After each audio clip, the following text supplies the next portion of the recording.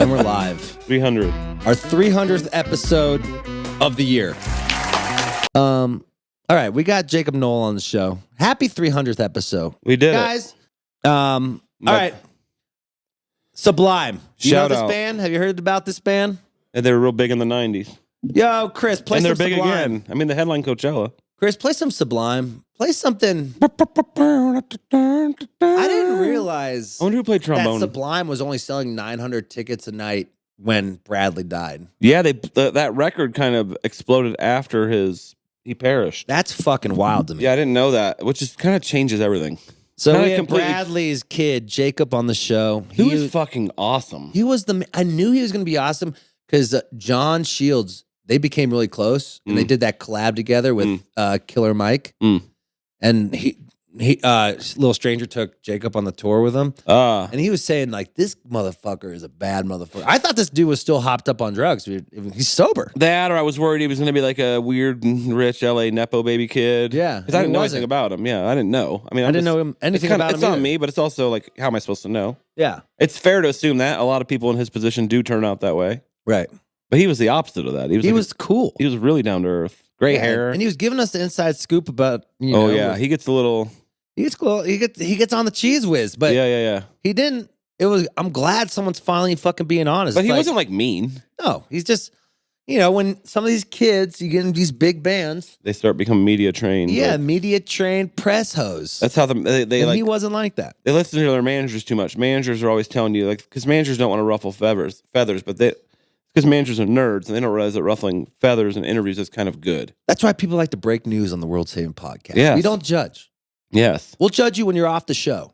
Yeah. I don't judge. He didn't say anything mean or bad. It's more about managers just want you to Disney-fy everything you say. Or like, I know. Well, that's what's making fucking news sterile. Yeah, it's boring. That's why every band is like, when they blow up, they're like, all their interviews are so boring. Don't listen to managers. Stop listening to managers. If they were cool in interviews and they knew what they were talking about, they would be in the fucking interviews. Oh, God, I love when you get turned up like that. Thank you. Well, it's just like some guy's never done an interview telling you how to do media. Right. You're not interesting. Right. Do my numbers. Okay. Happy 300th episode. Jakob, how we doing? If you're listening audio only, he has a hairless cat with him. Yes, a hairless cat. Still here in Long Beach with Creature, the hairless cat, managerial. I love it. Manager, he only takes 7%. He'll tell you that to change management, he'll only take 7%. So, I'm a musician as well. Nick's a musician. We tour. We do 250 shows a year as well. Yeah. Yeah. So what do you think it is? Why we like to be on the road? Are we scared of our own home? I love talking about this kind of shit, man, because I feel like every musician, every person I've bumped into is a little different. Some people don't like being out on the road. I call it like the juice, like for music. What's the juice for you? Are you a studio guy? Are you like the performer guy, behind the scenes writer, engineer dude? Or are you just the tour road dog? And some people are a mix of many of those different ones. But for me, I just love swinging in that fucking hammock and the pirate ship, man. Just we only got one job today, and that's to, fucking make land break and maraud around town and put on a crazy show. And then I knew I feel fulfilled for that day. And doesn't matter how much sleep or how little sleep or anything else, it just all kind of melts away, dude. I always say that if I didn't luck out and get this lifestyle, which I'm very fortunate to get to do, I'd probably be like a hobo hopping on like boxcars. Yeah, that life like that book. Attractive. So you're an adrenaline junkie. Wanderlust, I think it is. That's it. I love just not being in one place for too long. Yeah, let's dissect that. What was your childhood like? Oh man, mixed. I definitely didn't have it as bad as other folks, and it wasn't perfect, obviously. Mom and dad were they came from humble beginnings, that kind of thing like that. And I wouldn't say like we were just fucking destitute or poor or anything like that. But they were the type of people who it's like kids having kids. It was just sort of like crazy chaos, a lot of white trash party kind of vibes. But then the other half of growing up, that was all in San Diego. The other half was me in Long Beach with my grandparents, who were much more well off. They were I guess, a little bit more normal, white picket fence, still real cool people. So I never felt like I fit in with any one of those categories. My parents, they seemed like they had like this, streetwise, cool kind of vibe where they just were like knowledgeable about that whole world. And my grandparents, these like super hyper educated folks. And no matter which one, I didn't fit in. So that theme like totally, followed me my entire life. That's why it's the sun and the moon kind of thing. And I'm all bipolar and shit too. So I think that's always going to be a big thing for me. And what's weird is the place where I feel the most even on the road. I think it's because I'm used to that chaos and that uncertainty, Yeah, and because you're running away from yourself because you've always had that in you, like this one. You're like being in one town for one day, so no one gets to know you. Yeah. Oh, deeply. Yeah. I'm not a good texter or texter backer. Someone will literally send me something and I'll look at it, read it, and go, "Huh, well, that's nice," and then I'll close my phone. Like, yeah. To me, that's just a normal thing that I have no, it's weird, forming connections and stuff like that. What made you go to your parents' house or your grandparents' house? Yeah. Oh yeah, I would spend the summers there with them and stuff. They were very like helping me out and that sort of thing. And it's not to disparage my mom and my stepdad. Those people they're rad people. And we have a good relationship nowadays. But it was a long road to get there. You know what I mean? Yeah. What was the road? What happened? Well, they have asked me. It's so funny because my mom's like, "You got to stop saying all this shit in interviews and podcasts." I'm like, "Well, it's all true." And she's like, "Yeah, but people don't need to know that crap." Well, they want to, yeah. Well, it's also like people, if you're trying to get to know you as a person, it's how we were taught, right? And the way I look at it, if there's anybody in similar situations, and again, it's never like, I think I always have this fear where, I've kind of grown out of this now that I'm settling into my role in life a little bit more. Mm-hmm. But when I first came for Sublime, I was like, my biggest fear was like, man, people are just going to think I'm this fucking shitty Nepo kid who grew up with a silver spoon in his mouth. And they're like a Silver Lake kid who had like $1 million equipment. Right. Yeah. Stuff. And that's obviously not the case, but it's also not the case that I was like, I think it's also stupid how we always need like our musicians to be like, I grew up in a coal mine. I never even saw this until I was 18. It's like, the truth always lies somewhere in the middle anyways. Yep. I think that when I share the darker sides of my youth, I like to imagine there's like some kid out there who's got some similar situation who's like, fuck, I feel so alone and uncertain right now. And making music or their art is the only thing that makes them feel, connected to something beyond them. Right. That's basically what the experience was like for me. You know what I mean? Like never being able to feel like I could connect to anyone around me, always feeling very scared in very adult situations. But wanting to fit in, but not knowing how, go for it. My bad. No, you're totally right. Do you think that's why you felt like you had to grow up so fast? Oh yeah, dude. Mm-hmm. I mean, we learn to like parent ourselves, you know what I mean? Or we have to. Yeah, especially if you don't believe in the parenting the parent is giving you. Right. That's the big one. And I think that's probably like 90% of humans have disagreements about the way they were raised, this or that. And depending on the severity of it, it's your right to never, ever forgive your parents if what they did was that bad. But for me, I nowadays have an awesome relationship with my mother, my dad, who's my stepdad, and man who raised me, I still call him dad, and my grandparents too. Right. It's awesome. I realized that it was worth it, that I didn't want to, keep all this resentment over people who were really just trying to do the best they could. Yeah, and we forget that it's their first time parenting. I was just gonna say that. It's like, I love that saying. It's like their first time being a person too. It's their first time being alive. Yeah. Yep. So why don't we give them as much? We don't give ourselves enough slack because we give everyone else a chance to fucking do better, but we forget about ourselves. Why do you think that is? It's a tough one, man. Yeah, you mean cutting ourselves some slack? Yeah, why can't we give the same slack to ourselves? Why are we so hard on ourselves versus giving everyone else this slack of not keep on giving people second chances and third chances and fourth chances? Yeah, I completely agree. I've had to deal with that a lot too. I'm very fucking hard on myself. I always figured it was a sort of like, I don't know. Like I get this anxiety that if I don't, sit here and be bummed out and just fucking hate on myself for a second, then I'm gonna forget and not do better next time. But that's not really true, It's like a lie we tell ourselves. Like, right. Being in self-pity is not useful. You should recognize bad behavior. You should try to correct it and see how you can do better next time. Yeah. But I will dive deep into self-pity. I will just drown in the fucking ocean, man. Yeah. I'll go into the it's addictive. It's a certain kind of addictive, like self-loathing, like, oh, I'm such a piece of shit. I don't deserve X, Y, or Z, blah, blah, blah, blah, blah. When was the first time you felt like that? Pretty young, probably. Yeah. This is like a therapy podcast, dude. This is, we're just getting to know each other. We're gonna be friends, bro. We have the same friends. We're managed by the same manager. It's bound to happen, It's therapy and jam bands.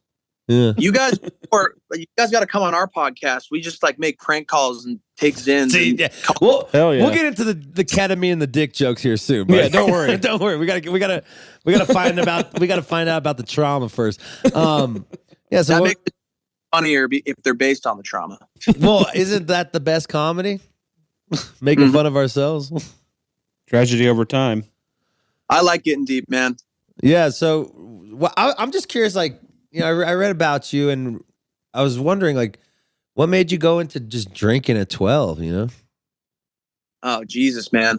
Yeah, that was the very beginning. Again, I think it was trying to fit in and stuff. To tell the truth, it's just the best thing ever. To all the young people listening, I'd say just drink and do all the drugs possible. Get it out of the way young. Get it out of the way. Wrong.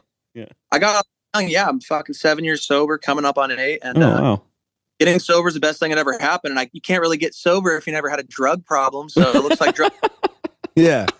You'll either die or get sober and have an awesome life. So just roll those dice. Like you do. I guess that's good advice. No, but I hear you. I get it. I mean, I started playing music when I was 19, and I've been partying and going through it. And I was wondering, you turned 21. When you're 21, basically, you went sober, which is crazy to me. That's when most people start. That's when most people start rocking drugs exactly. and shit. So like. Yeah, I had about 7 good months of being able to legally buy liquor. And I remember it being sick, dude. And I was like, no way, you can just walk in and buy it now? Yeah. I thought the grocery store. Fucking hassle to try to get as much booze as I wanted. Drinking was probably my drug of choice. But I did everything under the sun. Which one did you like the most? I'm an uppers guy. Cocaine? Speed and cocaine, yeah. Speed. It went really good with the drinking. Yeah, because you keep drinking. Yeah, keep going. Yeah. So, what was the day when you finally realized I had to stop all this shit? Do you remember it? Oh yeah, man. Fuck, dude. So, this starting, man. Yeah, I was 12. All the adults around me were doing that kind of stuff, and they thought it was cool. Now here's a big part that I actually really want to. It's good to kind of have this documented or whatever. My dad, who raised me, he had this because that's how him and my mom, got to bond with their caretakers in the 70s. Families where that was okay to drink and do drugs with them too. And so maybe they remember their childhoods were far worse and far crueler than mine could ever imagine to be, is really what I always try to get at. And so I think they remembered the only good times being those times when they could share a joint or a shot with mom or dad or whoever it was, respectively. So when it came to the point where I was curious about trying drugs, they were still obviously having fun partying. My dad's philosophy was that it would be hypocritical of him to bar me, who he essentially saw as now a young man, from having those experiences if that's what I thought I wanted for myself. Now, that is very controversial. I don't know if that's what I would do with my kids. I don't have kids yet. I can't speculate about the future. But I do know that while part of me resented him for a long time, I wouldn't say he introduced me to it because I was going to try that stuff anyways. I actually ended up respecting him a lot more, and to this day, for keeping it real with me 100%. It'd be different if he was a sober dude telling me it's okay to do drugs. That would be equal. But he was just saying, hey, this is my life. This is what works for me. And, if you're curious about this stuff, then I'm not going to stop you from doing that kind of thing. You're responsible for raising yourself, basically. Exactly. And I think for the right person, that in a lot of ways, that's what worked for me. And I'm happy it turned out that way. And when it stopped working is when I realized that I couldn't really be that guy. I'm not a functional drug addict, and I'm not a functional drinker in any way. And it was the day I realized I really needed to stop, because I had a bunch of, quitting and going, everybody does that. Like, I'm good. I'm 30 days sober, all this stuff. Right. I was 21, and it turns out drugs have like really bad health side effects. Who fucking knew? Yeah, right. Oh, okay. Yeah. That's why I didn't sleep my last brain's night. going crazy because I just took a bunch of speed, Yeah. for 10 days straight. No wonder I'm tired. Yeah. Yeah, literally heart palpitations. I'd have seizures from when I try to stop drinking because I Whoa. was so. Holy shit. But yeah, delirium tremens, seeing shit, all that stuff. And I was like, I remember being on the floor of my grandparents' upstairs bathroom and realizing how close to death I was, and finally making it out of that, coming out of a blackout in a treatment center, and just being so grateful to be alive. Like, I'd gotten too close to death. That's what worked in the beginning. That first year was just afraid of dying. Yeah. I really didn't. But that's not enough for everybody's got a different one. You know what I mean? Some people, they just wake up one day and they're done. Some people get into a crazy near-death experience. Who knows, But for me, that's when it really hit me. Like, okay, I need to fucking do this. I need to get sober. I'm going to fucking die at 21. Would you go to rehab? Yeah. Detox. How long did that last? I did 60 days of inpatient at a residential, no electronics, no nothing, no leaving. It was a trip, dude. Really trippy experience for a 21-year-old. Because, I was not your average 21-year-old either. Like, I didn't have any adult skills. Right. I didn't have worldly, useful skills at all. And that was by virtue of just, being a hapless drug addict. Right. I had certain advantages and certain disadvantages, like anybody else, I think. And then I did another 6 months in like a sober living and did like outpatient, IOP, intensive outpatient. Oh, wow. And now I'm an AA guy. That's what works for me. But I'm not like a sobriety, treatment, recovery, AA Nazi kind of dude. Like, I'm actually a huge drug advocate, which sounds weird and counterintuitive, but obviously, all things blah, blah, blah need to be within good reason and that sort of stuff. But they're just simply incredibly powerful experiences. And because of that, they cannot be, by their very nature, controlled. You're never going to be able to stop a certain type of people from wanting to experience that. It's just a part of life. For me, it's not just about like education in school. That should be a given, of course, drug educates. But it's so hard to make that not square. Yeah. No matter how good. Hey there, fellow youngins. Yeah. Let me tell you, whack to do drugs. And it's like, that always is going to seem phony. And it only serves to keep the people who are already not going to do drugs off of drugs. It's not going to. What I think is most important is mentorship. And so that's not from your own family. That's from your older friends. Right. Your older homies to be like, I remember a big reason I never tried or never got super into inhalants for whatever reason. Out of all the other crazy drugs, I've done them a little bit, but I remember one of my buddies was like, dude, you really fucking huffing nitrous? I was like, yeah, I did it at this party. He's like, that shit's gonna make your fucking brain pop, right? Right. And it's like, I kicked and party with, and I was like, fuck, my older homie Taylor thinks that's lame. I didn't realize that was the lame thing to do. Like, you almost gotta like name your younger homie. Yeah. Giving them good knowledge, because then you realize your older friends are, just have to. So that's more of a message to, I guess, people who are friends and have younger friends and stuff like that. You really need to become that mentor, and I guess that role model. I hate using that word, but who was your mentor going into rehab? Like, did you meet any guys in AA that?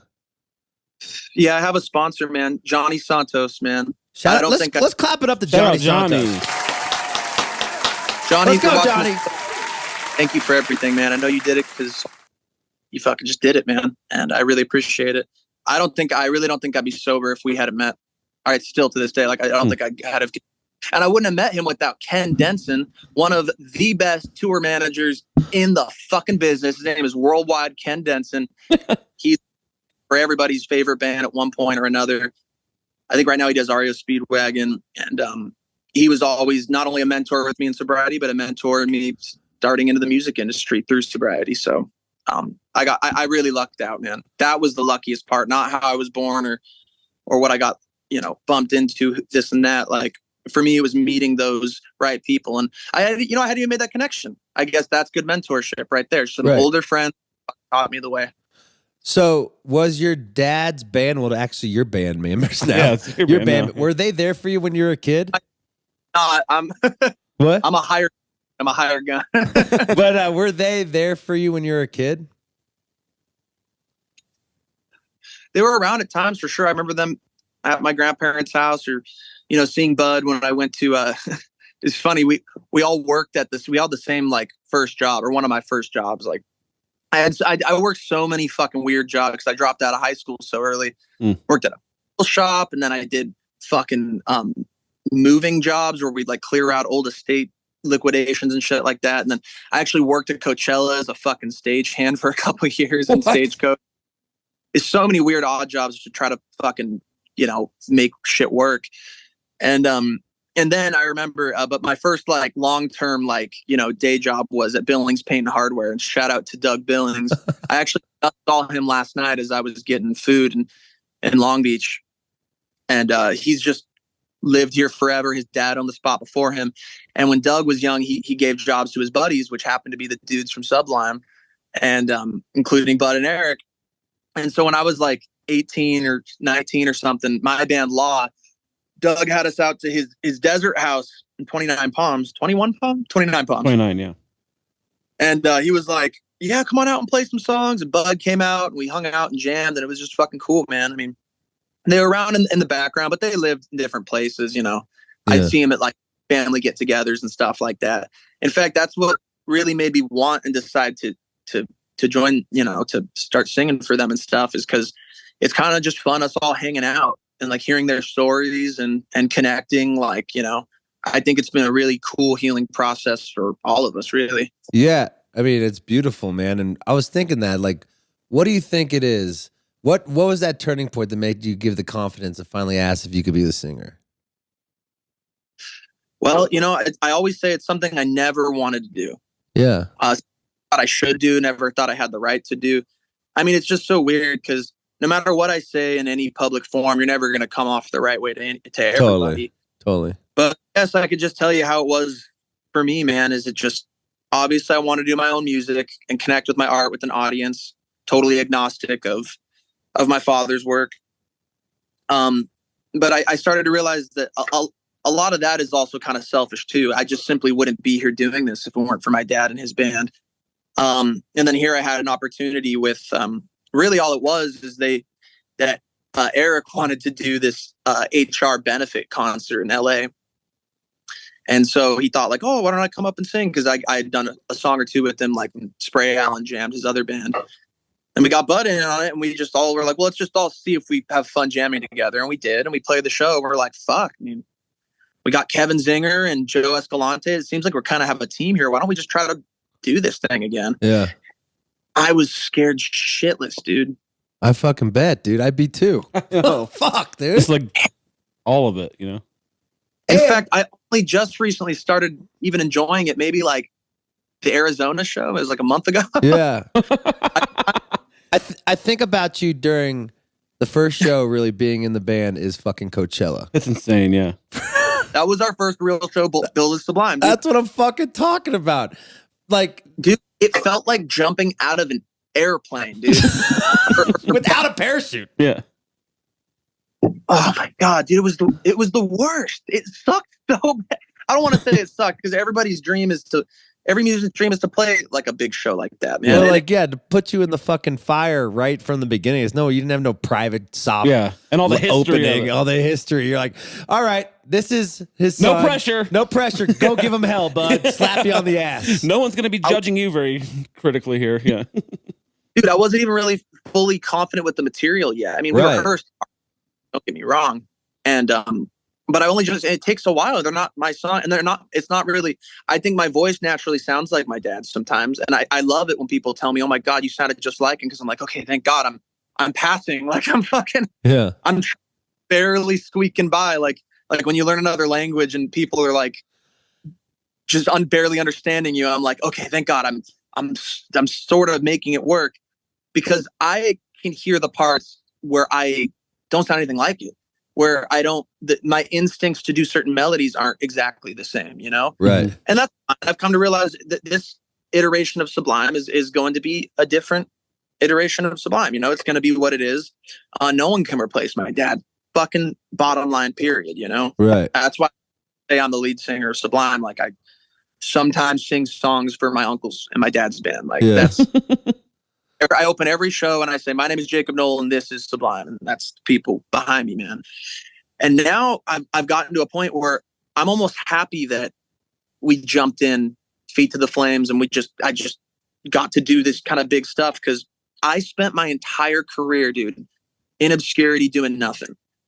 I wish I had the connections of fucking the big time Nepo kids, dude. Like, how come I pop off when I was fucking 21 then? Yeah. Well, and the offer that people gave us. I mean, we got some sick stuff. Don't get me wrong. There was for sure like the occasional booking that only got our way because someone wanted to hook us up because they believed in the project of the son of some dude they were a fan of, and that's awesome. But Sublime wasn't necessarily Nirvana. It feels big to us here in California, or if you are a fan of their work and you understand them, but they're somewhere in between the Minutemen and Nirvana, in my opinion, or maybe the Buttholes.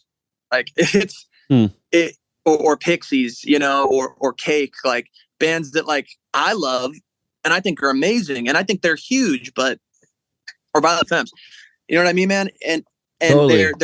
They got a little bit past that, but it wasn't to this like huge degree, and so that was also another huge inciting factor. Is I was like, fuck, dude, this is my father's work.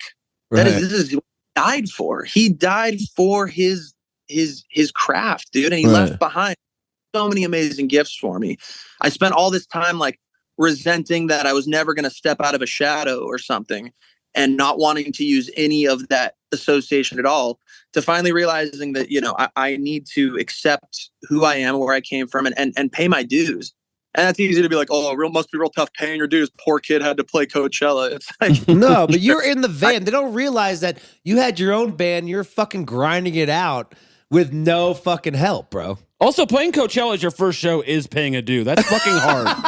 That's way harder than you think. It's hard to do it without doing like a bar 100 times before you do that. Right.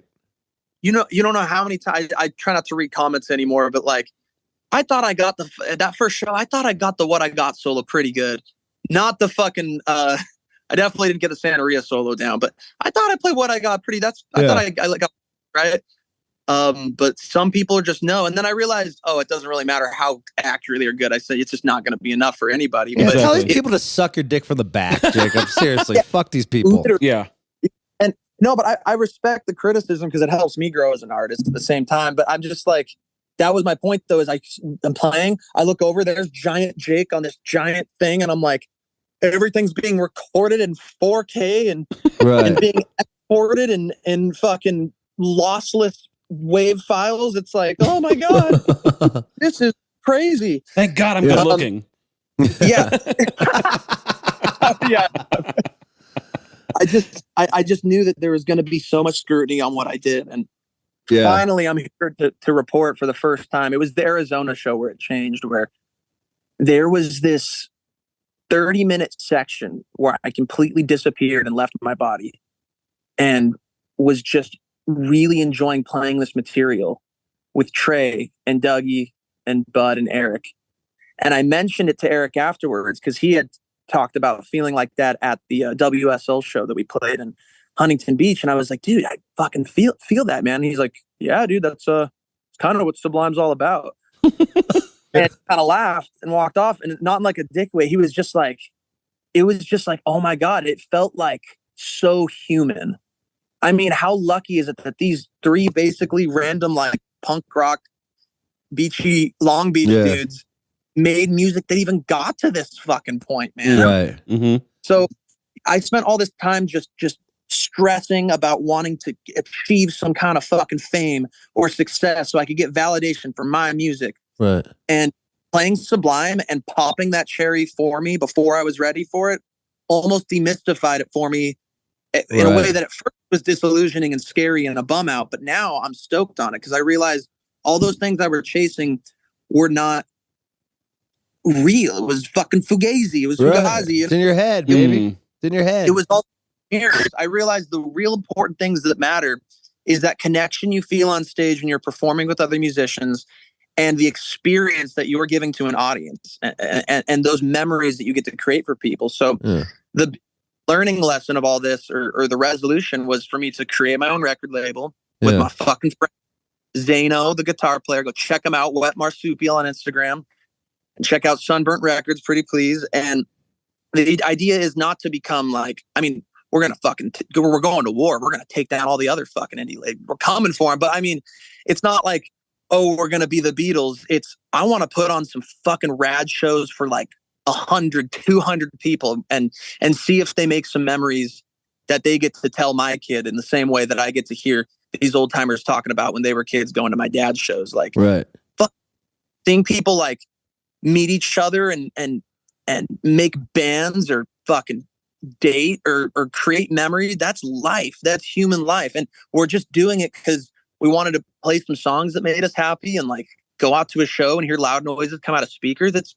It's so simple and fucking cool. And the more that we just have fun and goof around with Sunburnt and try to use my platform with Sublime to promote my friends' music so that they can get the recognition that they deserve, that they're craving. I want them to be able to get to that stage where they get to peer behind the fucking veil. Totally. And then they get to be the ones who stand up there on that Coachella stage for their own music, for their own right, and say, God damn, this is trippy. Yeah. So I got a couple questions here. First off, the reason why you finally felt good about it is because you're finally comfortable. I mean, you're new to the fucking thing. So Arizona probably was like, okay, I know these songs. I know these songs. I know this rhythm. I know how to have my own piece in this diagram that is Sublime. You know? Exactly. I figure out where I fit in now. Yeah. I mean, it's like, I think I'm a sports fan. So I think about like when you get traded on a team and they do really shitty for 2 weeks. Yeah. Right. Until you get comfortable with yourself and know your new role in this part. It's like you're afraid to be present because you have to make everyone else like you instead of like being comfortable in your own skin and actually being a band, you know? And the material, you just don't know the material. You don't know that, exactly. And now you do, and now you're fucking comfortable, and now you're fucking kicking ass. So, my question is, now that you've seen the bigger side of music, do you hate the music industry more, or do you like it more? I would say that's the Sunburnt Expeditionary Force is going to war, man. That's what I'm talking about. A lot of parts of the industry are totally jive. Like they're not, you know. Yeah.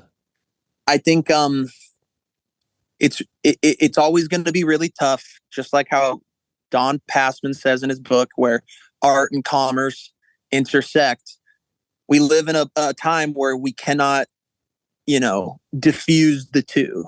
They have to be part of one another. So that's always going to create all these weird controversies. But as far as controversies go and drama, I think it's only, worth talking about to us as artists in so much that it's useful to our storytelling and our writing. Right. So, I mean, what a beautiful story if you want to look at the greater narrative of how popular music has been consumed. I like to look at it like we're in like the fucking ashes of a fallen kingdom. So it's time for the fucking, the rebels to rise up. Let's and that's how fucking everybody go. feels. Yeah. Yeah. Dude, when you're young and you want to fucking make some noise and do some crazy shit. And I want music that makes people want to fight and fuck and cry. And, that's the kind of the people that I like to sign and to work with and the stuff that we do. Well, there's your dad in you. See it happen. So as long as there's people that want to come out to live music events I feel like we don't even need an industry. You know what I mean, man? Like it's tough, but I have to remain optimistic. Yeah. You know? Yeah. I'd be jaded as fuck, bro. You already are jaded as fuck. I am, but if in his position, that's what I'm saying. I've been on tour 15 years with my band, and I'm jaded. I'd be even more jaded if how much pressure they're putting on this fucking kid. Yeah, it's like being Peyton Manning. Tell him to suck your dick from the back, Jake. I'm gonna say it again. Everyone talking shit about my boy, my new boy. We're gonna be friends.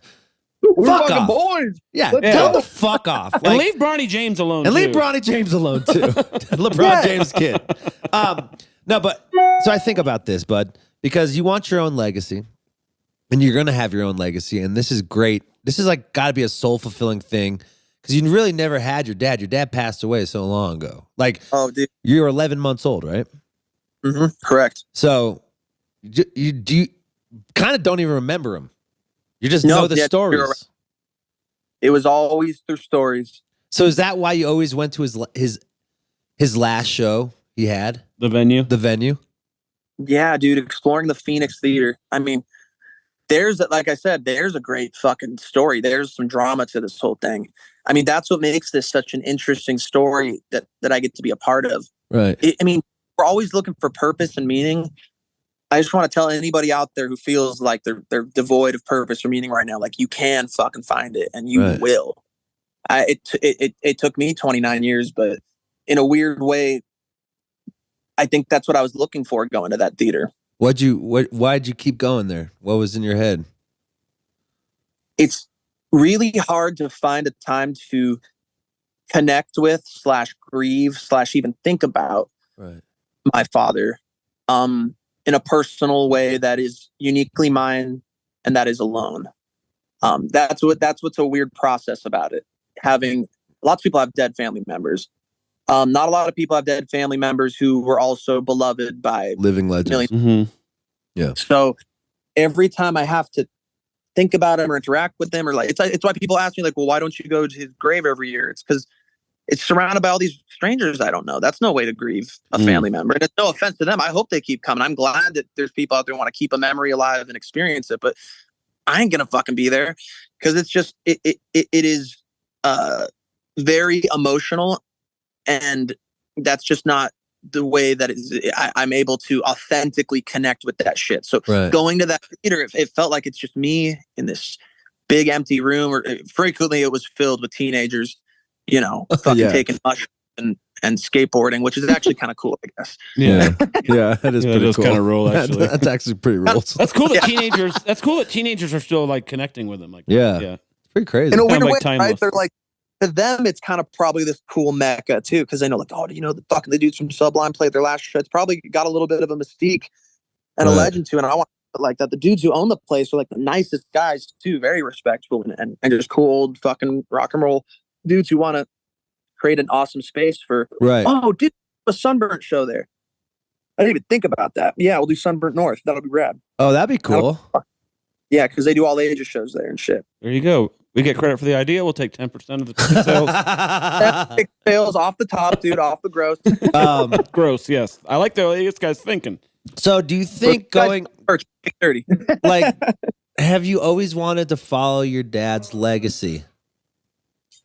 You know, it's like this weird fucking anime protagonist adventure thing. Like, you hear all these stories about him and you want to chase that. You're so many ways searching for your dad in the things that he must have done, whether for me that looked like drugs and sex, drugs and rock and roll, you know, sex, drugs and rock and roll. Just that. And then there was so much like lore and mystery and drama. And it was like this fucking medieval quest, man.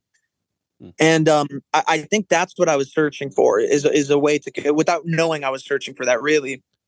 And so, you know, oftentimes I'm like, man, I should have just fucking been a writer or a chef or a fuck or done something like that and then just not picked up the mantle. But I guess I was always heading in this direction, whether I wanted to admit it to myself or not. So I have to just live like a most authentic version of myself. And man, finally feels like I'm getting there a little bit. Not every day. There's bad days too, but of course. We're about to go closer to the sun in fucking Mexico. I never played outside the country before. Oh, hell yeah.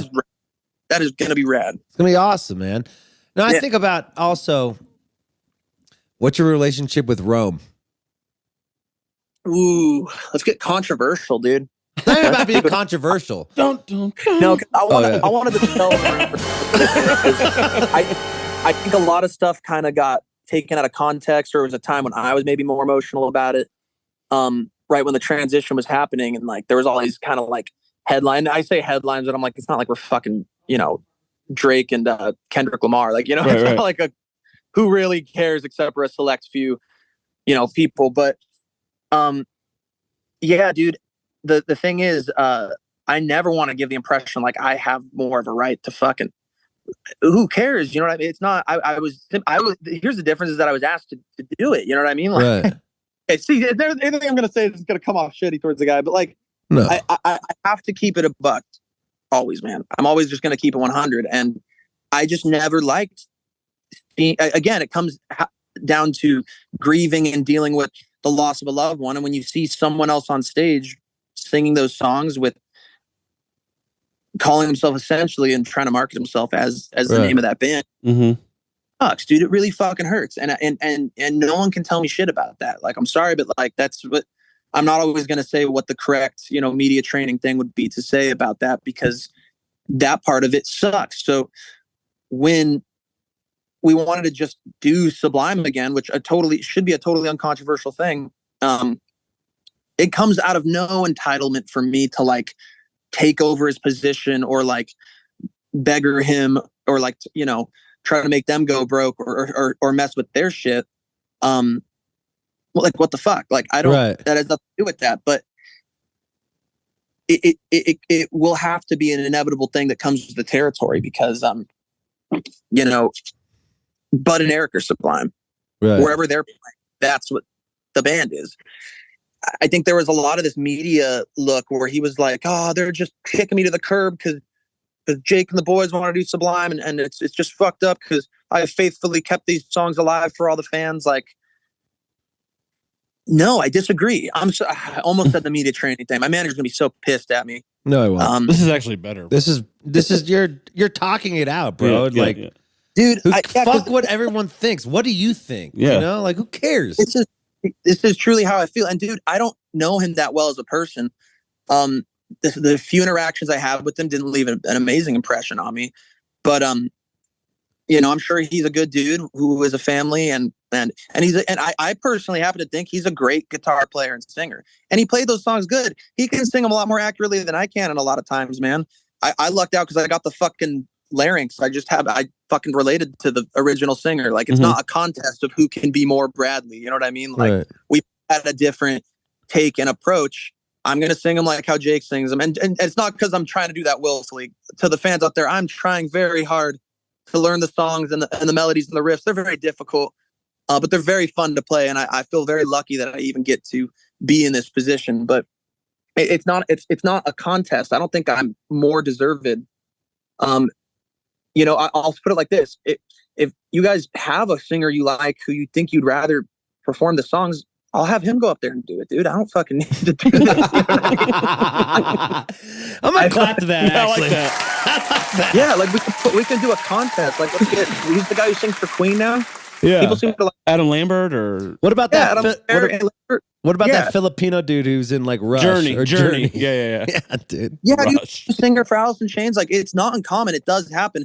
The difference with Rome is that it was not a consensual thing. And in a case of Alice in Chains, that's Lane Staley's band, really. I mean, not Lane Staley, my fucking God.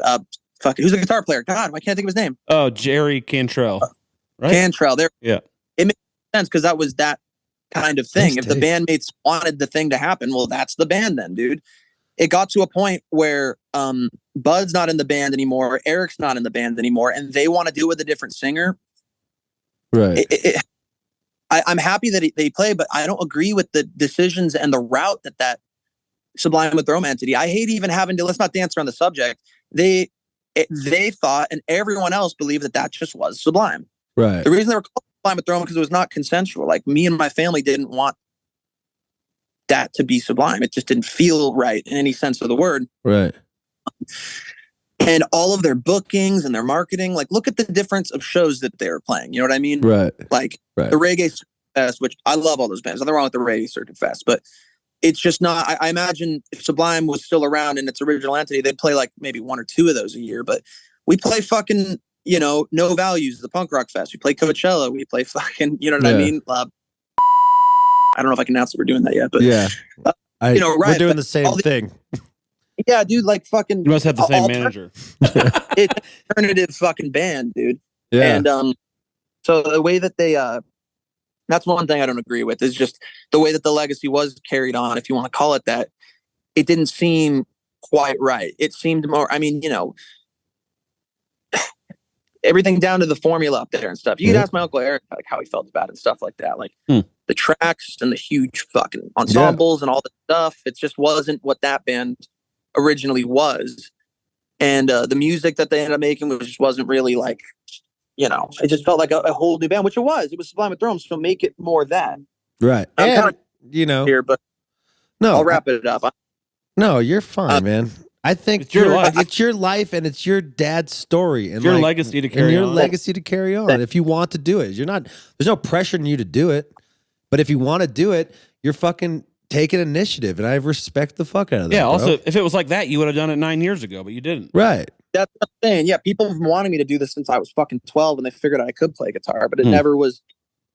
You know what I mean? Like, I for the longest time I had no problem. For me, it was this transition phase. So what a lot of people don't know, and I'll just tell you the fucking God's honest truth right now, fuck all the media shit, is that they had Eric leave the band. That's really what happened. Right. Whoa. It wasn't. Yeah, dude, that's the shit that people don't know. Is that the guitarist? Eric? What's that? Is he the guitarist? Okay, yeah, bass player. And then, okay. Yeah, dude, and he was the last original member. Right. So it was like sort of like a hostile takeover from within to fucking fully capture and solidify their power. Mutiny. As the de facto Sublime band. But they overextended. It turns out you do need actual members of the original band to continue it. Yeah.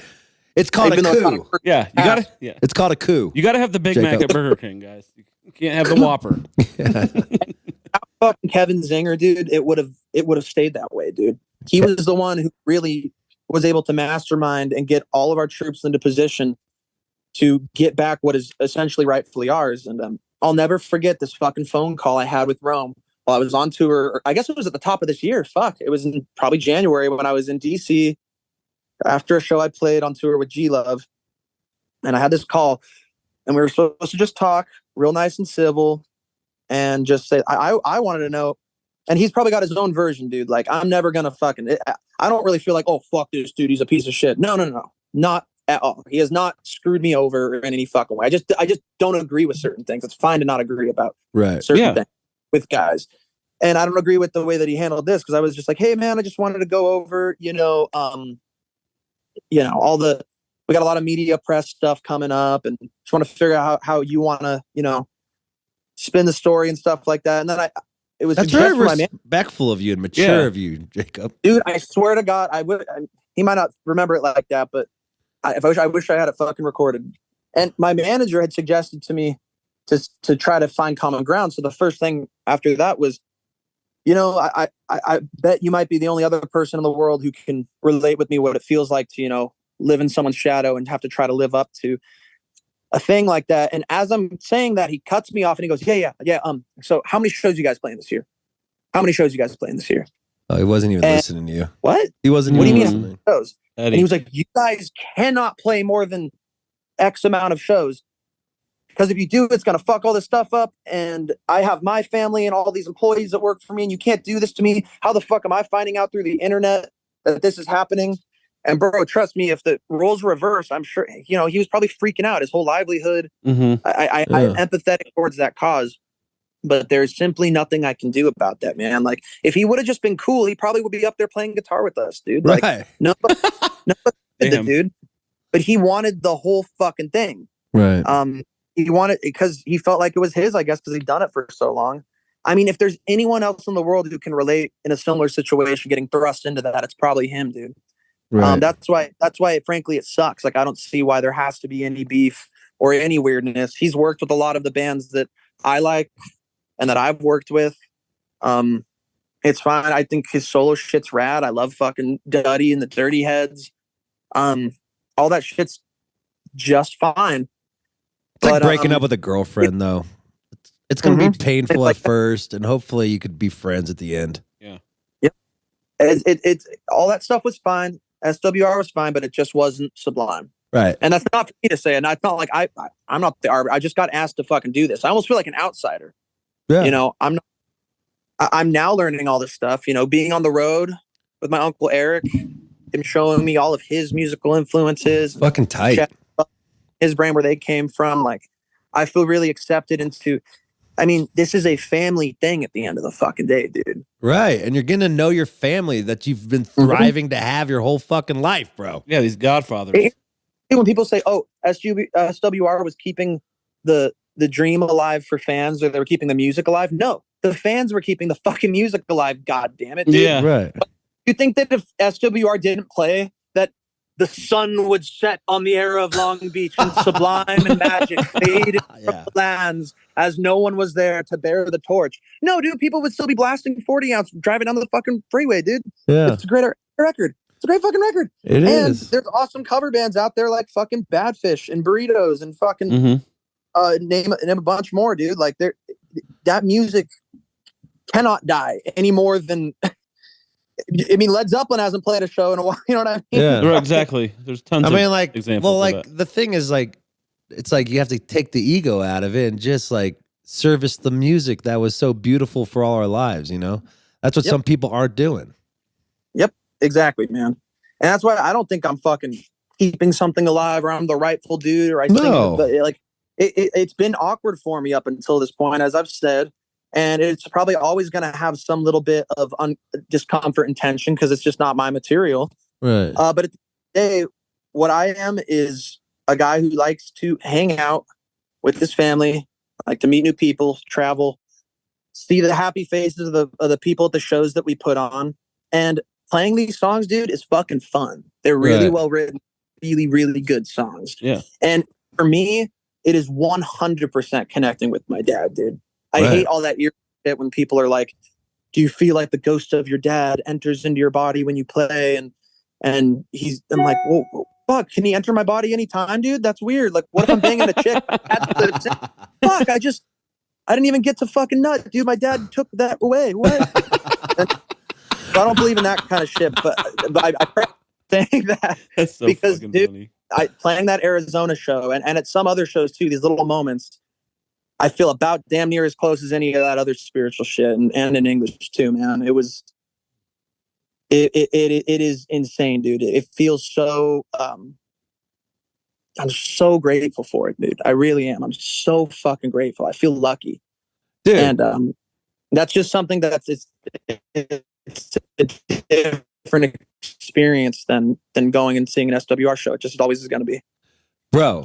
It's because you're loving yourself, man. What a great perspective. It's a great perspective. Now you're finally loving who you fucking are, dude. It's great to feel, dude. Right? Dude, some days are better than other, but when it hits, dude, it's exactly like that, man. It feels like finally coming to that. And I think that that's everyone's story with our growth and maturity and adulthood and shit like that. Yeah. It feels like you finally have made it to this place. And for me, I thought that was going to be, you know, wanting to be the next biggest fucking thing since the Beatles, but it turns out it's not that. What I really wanted is a sense of belonging. Right now, I don't belong to the band Sublime. You know, I belong to an awesome fucking family of people. I go over to my fucking manager, Kevin Zinger's house, and that man is like a father to me.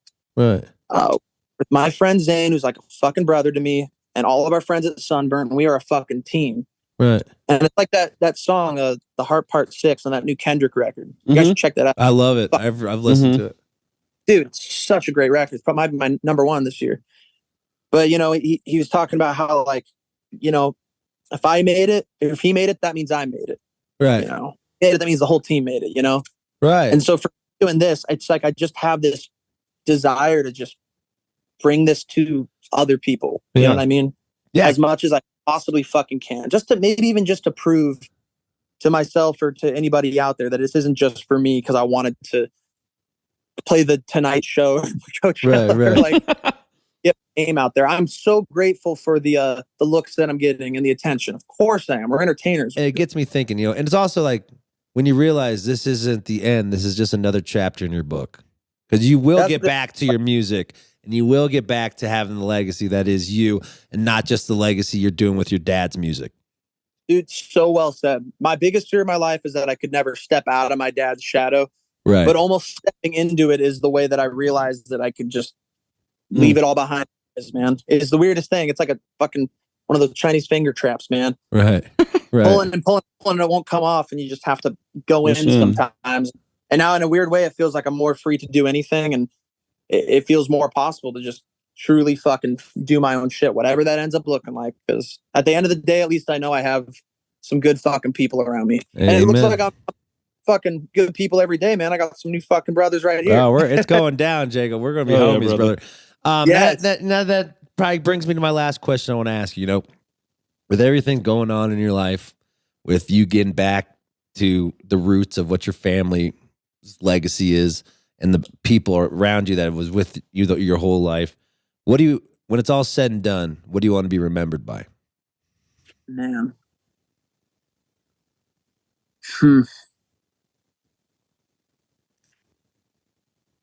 What do I want to be remembered by? I mean,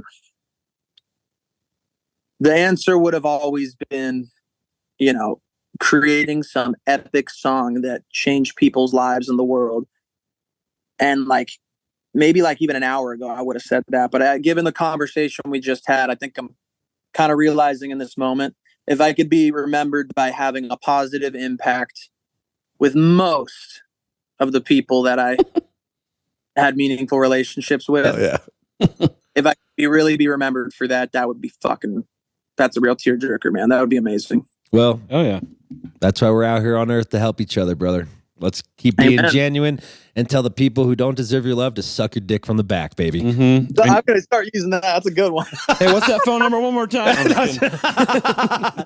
My dick ain't even that big, so you're really going to have to get in there, buddy. You're going to have to really be in that asshole, baby. You're going to have to really sniff it up. All right, buddy. Have a great day.